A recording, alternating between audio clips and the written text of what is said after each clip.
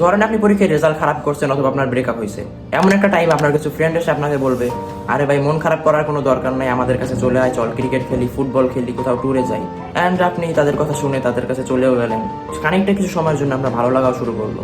কিন্তু যখন সেই ফ্রেন্ডরা আপনাকে রেখে চলে যাবে এবং আপনি আপনার বাসায় ফিরতে যাবেন, তখন আবারও সেই সেম মোমেন্টে আপনি ফিরে আসবেন।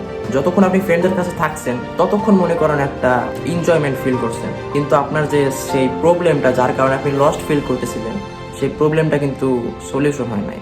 আপনি জাস্ট ফ্রেন্ডদের সাথে এনজয় করে সেই প্রবলেমটার উপর একটা চাদর জড়াই দিছিলেন, যার কারণে কিছুক্ষণের জন্য মনে হইতেছিল যে আপনার কোনো প্রবলেমই হয় নাই। কিন্তু যখন আপনার ফ্রেন্ডরা চলে গেল তখন আপনার চাদরটাও খুলে গেল অ্যান্ড আপনি আবারও সেই সেম প্রবলেমে ফিরে আসলেন।